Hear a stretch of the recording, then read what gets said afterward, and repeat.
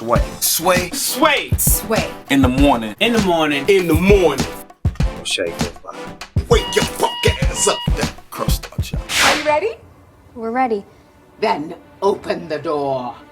Oh, man, I love it, man. That's a scene from a new series that's premiering on Netflix today, a series of unfortunate events. That voice was the voice of Aunt Josephine, who is played by Alfre Woodard, one of my favorite actresses. Yeah. She reminds me of when we were coming up in music culture. Def Jam was that label that whenever they released a record, a song, or an artist, you had total faith in what you were about to receive. Even if you didn't know the artist, you didn't know the song, if Def Jam released it, it must be great. Yep. You know, and so whenever I see a movie that Alfre Woodard is in, I said, well, she's in it. Mm-hmm. It must be great. And she's with us right now. Please welcome her back to the show. Yes. Good to see you. Thank you. This is a series, though, right? Yes. It dropped last night after midnight Cupertino time. Mm-hmm. So y'all can just stay home all weekend. It's eight episodes. Nice. And you know what? So the series of unfortunate events are the Lemony Snicket books. Yes. And they were these really popular, irreverent books for young people. So right now, our young people are going to love it. I'd say like 7 years old because it's scary. It's dark and realistic. It is really funny. It's full of irony and humor, and it's a little bit sexy sometimes. So everybody that grew up on them in their 20s and 30s, y'all can just kick back and have like a margarita party and watch Lemony Snicket together. Okay. So it's for everybody all the way up, adults as well. It's one of those things like Lemony Snicket for me is kind of like I put that in the world of Dr. Dolittle or that you know, it's certain things from when you were a kid that you watched, you know, Willy Wonka and the Chocolate Factory. Classic. Those type of, The Gene Wilder version. The Gene Wilder Yeah. version. Oh, be clear. Yeah. Is that why you picked this role? It wasn't just, I don't feel like your roles are ever just work. No, they're not. I always feel like, because I have too much else I could be doing. Yeah. So if I'm going to work, if I'm going to get dressed, it's a story that I wanted to tell, or I feel like I'll think of something that somebody else might not have thought of. But seriously, my kids, Duncan and Mavis, they're 25 and 23, they grew up on these. I used to read them to them before when they were 7 and 5, and then when they learned to read, they read them themselves. And the whole premise of the books is any terrible thing that you think might happen is gonna happen. Well, that's revolutionary for a kid because everybody's telling them these frothy books with rainbows and things. Yeah. But kids know more than we give them credit for. So they loved it because it was dark and irreverent and people were stupid and they were in peril all the time. So, kind of like living on the street. Living in America. Yeah. All right. I just want to piggyback a little bit off of what Sway was saying about you. I love it because not that this issue isn't real, but we hear so many stories all the time from actresses and especially of color, how it's hard to get work and, the roles and everything.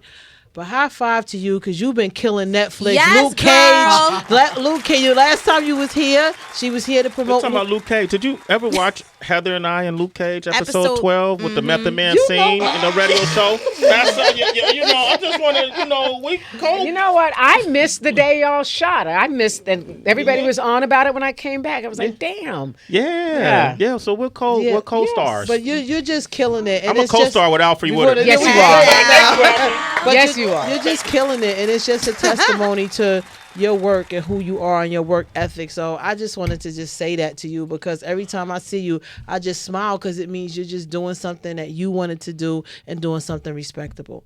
Thank you. You're I welcome. appreciate that. You're welcome. I actually watched the series of unfortunate events. They gave us some previews last night, so I got to watch you in action before everybody else. And I wanted to say because it reminded me, it has like this Tim Burton-esque black comedy. You know what I mean? It's dark. They even tell you don't watch this. It's very funny. But I was thinking about some of the movies that you've done earlier in your career, all the way back to like Scrooged, Heart and Souls. You've done a lot of fantasy, religious-based stuff. I just wondered what draws you to these kind of stories where it's not really based in reality or like a biopic or anything.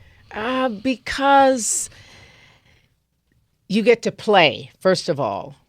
As an actor, we all want the big score. We want that music. You don't want like the thing that everybody else is doing and listening to. It's like, give me the Schumann.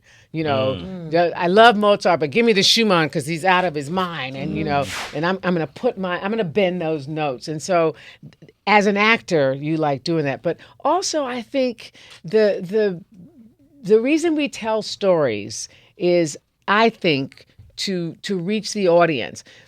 Since we first stood up on 2 feet around a fire, man, all those ancient years ago, the griots stood up to pass on the lore, to tell stories so the tribe could look at themselves and grow from it, check themselves out, entertain them, everything like that. It's a sacred spot. Well, that's the same thing that we're doing. So it takes those kind of stories to stand up.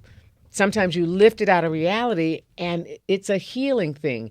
The health of the tribe, the community, and we're now a world community, is affected by how we tell stories and how we make music. That was beautiful. Absolutely. Goodness gracious. End it right there. Go ahead, Tracy. Alfre, That was great. I would love to receive a little girl talk wisdom. For anyone who hasn't seen the full first season of Luke Cage, spoiler alert, Mariah, who is dangerously delicious, ends up. Wow. I love it. Oh, yeah. Yes. She is. No. You saw it all. You understand. Anyways, but Mariah ends up being attracted to Shades, who is such a bad guy. And there's a lot of girls and some of my friends who just have that insatiable type of attraction to the bad boy. Have you ever dealt with that type? And how the hell did you get out? Okay, first of all, let me just say, we don't know that Mariah is attracted to Shades. Non-spoiler. Mariah knows how to play Shades. Oh, true. Go, girl. And Mariah never stays lonesome all night, if you catch my drift. Hello. So she might have plans for Shades. Let's just put it that way. Okay. I have never been, you know what? I have that motherwit thing when you're in a room, you know, right when your alarms go off, and you have friends that are like, oh yeah, he this and that. It was like, didn't your alarms go off? I could have told you he was a psychopathic narcissist. I can look at that man from over here and tell, and he's not calling anybody, or, So I have that motherwit. Maybe it's my Texas mom, but no, I'm not dealing with no bad boy. That's a lot of Grown ass headache, woman, yeah. Tracy G. Yeah, won't even dance with him. Nah, man, you got nothing to experiment I'm with. saying they can be rough, but not bad. Okay, that's me. Different. You can be a rough rider. You could be a rough. You like a roughneck? He did. We going on tour together, doing monologues. We should. As we should. We can do some Luke Cage monologues. That'd be great. I co-starred in Luke Cage with Alfre Woodard. All right, go. You know what else? You know what else you guys might like? Have you guys seen Knucklehead? I haven't seen Knucklehead. Go online, look at Knucklehead. You can download it now on iTunes. You guys would like, trust me, Benga, Akanagbe. In Benga. Knucklehead shot it in Bed-Stuy. Okay. On the street. That's this weekend. That's my word. One last question. Right after you do Lemony Snicket. Mike Yes, Muse. of course. This is Mike Muse. He does our political news segment. I know. Hey, Alfre. Since it's award season, we're in the height of it with Tracee Ellis Ross with the Golden Globes, with Viola Davis, with Moonlight with Hidden Figures. We know what it means for us as consumers and viewers and supporters, and when we see them on stage and give those incredible remarks on behalf of the community and the tribe, which you mentioned. What is it like for you, though, and you guys as actors, to see your fellow colleagues up there talking about it from that platform, that perspective? Well, you know what? Viola got a star last week, and I was sitting in my hotel room in D.C. in my slip, just looking online, grinning at it. I watched the whole little thing online, just sitting there grinning at her because she's my sister, and because I can imagine how she felt, and I know the journey and all of that. And when anybody moves forward, everybody moves forward, and not just us as Black people, not just us as people of color, as women. When good happens, people think, oh, if something good happens, that means it's not enough good for me, or there's not. But when you see good manifest, that's proof that good is afoot. Exactly. And it's possible. So and it's like loving, friends and kids. The heart expands.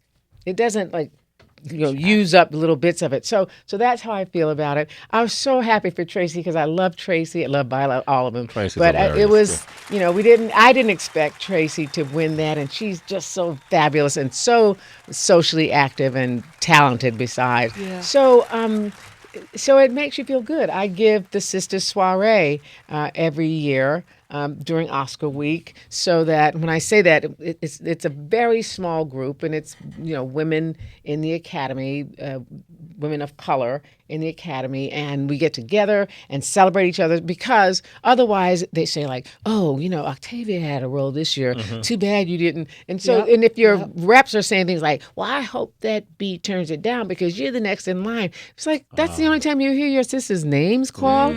So I said, it's on y'all. If there were 100 roles this year, and we're all celebrated and we're all capable, and you got film on us, then we should have been in contention for everyone.